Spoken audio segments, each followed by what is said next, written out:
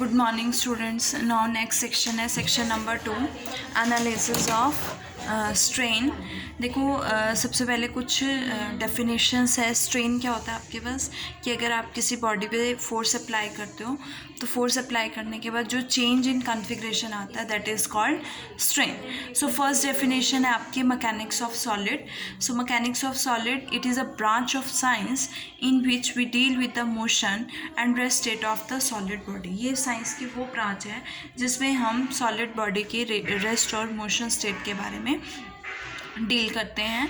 और हमारे पास दो टाइप्स की सॉलिड बॉडी होती है। फर्स्ट है रिजिड बॉडी एंड सेकंड है इलास्टिक बॉडी। अब रिजिड बॉडी क्या होती है? A rigid body is an ideal body such that the distance between every pair of points, कि अगर हम फोर्स अप्लाई भी कर रहे हैं और अगर उस बॉडी में डिस्प्लेसमेंट भी हो रही है बट उनके जो पॉइंट्स हैं उस बॉडी के, उनके बीच का जो डिस्टेंस है वो अनचेंज रहता है, इनवेरिएंट रहता है under the action of forces. Okay, now displacement जो होती है आपकी रिजिड बॉडीज़ में वो दो टाइप की होती है। फर्स्ट है ट्रांसलेशन। ट्रांसलेशन मीन्स जब आपके स्ट्रेट लाइन में डिस्प्लेसमेंट हो रही है। रोटेशन मीन्स जब कोई बॉडी आपकी थ्रू एन एंगल रोटेट कर रही है। Translation is just as simple as we place a book on the table और we displace it through a distance. Now next है आपके पास इलास्टिक बॉडी। इलास्टिक बॉडी क्या होती है? A body is said to be elastic if it has a property of recovering its original shape. Means अगर आप किसी बॉडी पे फोर्स अप्लाई करते हो और फोर्स अप्लाई करने पे वो बॉडी की कॉन्फ़िगरेशन क्या हो जाती है? चेंज हो जाती है। बट जैसे ही आप वो फोर्स रिमूव करते हो तो उसके बाद बॉडी अपनी सेम शेप, ओरिजिनल शेप ले लेती है, तो उस बॉडी को हम क्या कहते हैं? Elastic body. So it has a property of recovering its original shape when the forces causing deformation are removed, कि जिन फोर्सेस के कारण डिफॉर्मेशन में चेंज आ रहा है वो रिमूव कर दिए जाते हैं तो वो अपनी बॉडी जो है ओरिजिनल शेप को ले लेती है। That is called elastic body. Although all material bodies are to some extent, सभी मटेरियल बॉडीज़ जो होती है डिफॉर्मेबल होती हैं, but there are non deformable bodies also. और उन बॉडीज़ को क्या कहते हैं? नॉन डिफॉर्मेबल को रिजिड बॉडीज़ कहते हैं। नेक्स्ट डेफिनेशन है आपकी डिफॉर्मेशन। देखो डिफॉर्मेशन क्या है? The change in the relative position of points after applying force, कि फोर्स अप्लाई करने के बाद जो आपके पॉइंट्स की रिलेटिव पोजीशन में चेंज आता है दैट इज़ कॉल्ड डिफॉर्मेशन। और जब आप इसकी रेशियो फाइंड आउट करते हो change in configuration upon original configuration that is called strain. Now strain आपके पास तीन टाइप्स के स्ट्रेन होते हैं। फर्स्ट है लॉन्गिट्यूडनल स्ट्रेन। देखो लॉन्गिट्यूडनल स्ट्रेन क्या है कि अगर डिफॉर्मिंग फोर्स जो है, अगर आप फोर्स अप्लाई कर रहे हो और उससे बॉडी की लेंथ में चेंज आता है then in that case we called it longitudinal strain. और लॉन्गिट्यूडनल स्ट्रेन दो टाइप का हो सकता है, या एक्सटेंशन हो सकती है उसमें या कॉन्ट्रैक्शन हो सकती है। एक्सटेंशन कब होती है? जब आप फोर्स अप्लाई कर रहे हो और लेंथ इंक्रीज होती है then in that case we called it extension. और जब आप फोर्स अप्लाई कर रहे हो और लेंथ आपकी डिक्रीज हो रही है then in that case we called it contraction. Now second strain type of strain है वॉल्यूमेट्रिक स्ट्रेन। वॉल्यूमेट्रिक स्ट्रेन क्या है? जब आप डिफॉर्मिंग फोर्स अप्लाई करने पर आपकी वॉल्यूम में चेंज आता है then in that case we can say that it is called volumetric strain. Now third है शेयरिंग स्ट्रेन। शेयरिंग स्ट्रेन वो स्ट्रेन होता है जब आप डिफॉर्मिंग फोर्स अप्लाई करने पर आपकी बॉडी की शेप में चेंज आता है that is called sharing strain.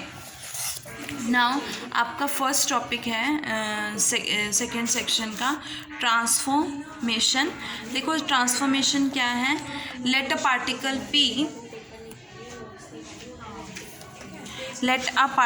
P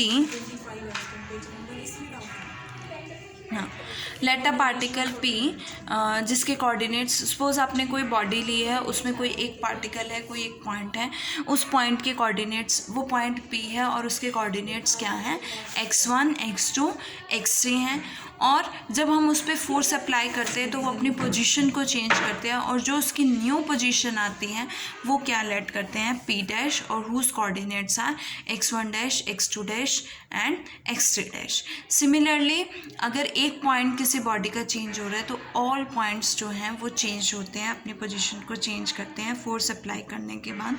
तो लेट द अनदर पॉइंट भी, हमने अनदर पॉइंट लिया है q of y1 y2 y3, और ये किस में चेंज हो रहा है, q dash of y1 dash y2 dash and y3 dash.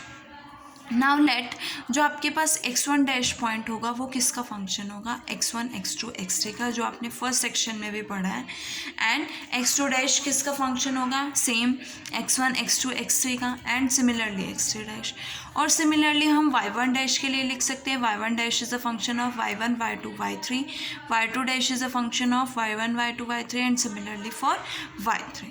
And in compact form we can write it as xi dash is equals to xi dash of xi, means xi dash किसका function है, xi का function है, और yi dash किसका function है, yi का function है। This is called transformation.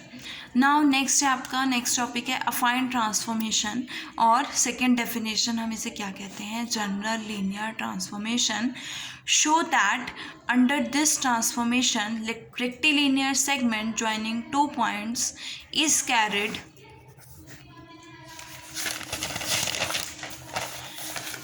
into a rectilinear segment joining the corresponding two points, कि अगर हमने कोई दो पॉइंट्स रेक्टिलिनियर सेगमेंट से लिए हैं और उसको हम ट्रांसफॉर्म कर रहे हैं, तो then in that case after transformation वो कॉरेस्पॉन्डिंग पॉइंट्स भी किस में होंगे, रेक्टिलिनियर सेगमेंट में होंगे। नाउ अफाइन ट्रांसफॉर्मेशन क्या होती है, the transformation defined by the equation, इस इक्वेशन से xi is equals to xi upon xi is a function of x1 dash x2 dash x3 dash, then it is called a affine transformation। इसे affine transformation कब कहेंगे इस equation को, अगर जो इस इक्वेशन में जो फंक्शंस हैं वो लीनियर फंक्शन है x1 x2 x3 के, मीन्स x1 x2 x3 जो है लीनियर फॉर्म में एग्जिस्ट करते हैं, then in that case we can say that this is called affine transformation। और in case of general linear transformation, xi dash we can write xi dash is equals to xi dash is a function of x1 x2 x3 can be written as, देखो linear functions हैं तो we can write x1 power 1 x1 two power 1 x3 power 1, linear terms इनकी exist करेंगी only. So x1 dash को हम लिख सकते हैं alpha 10 plus 1 plus alpha 11 x1 plus alpha 12 x2 plus alpha 13 x3। Similarly x2 dash के लिए और x3 डैश के लिए, और कॉम्पैक्ट फॉर्म में हम इसे लिख सकते हैं x1 x2 x3 के लिए xi dash is equals to alpha i0 plus del ij। देखो डेल ij क्यों लिखा है, because when you put i is equals to j, जब i is equals to j होगा तो इसकी वैल्यू 1 होगी और अदरवाइज बाकी केसेस में क्या है, 0 है। So del i j plus alpha i j और x j, where i comma j is equals to 1 2 3, और अल्फ़ा आई जे आपके पास नॉन कॉन्स्टेंट्स हैं और del i j Kronecker delta, in which if i is equals to j del i j is equals to 1 and otherwise 0 if i is not equals to J.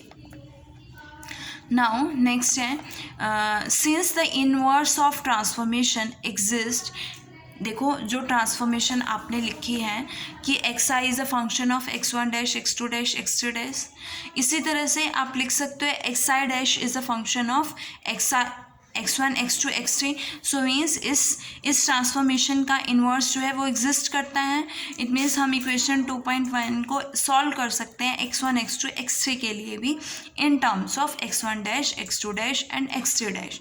So we can express x1 x2 x3 in terms of x1 dash x2 dash x3 dash linearly.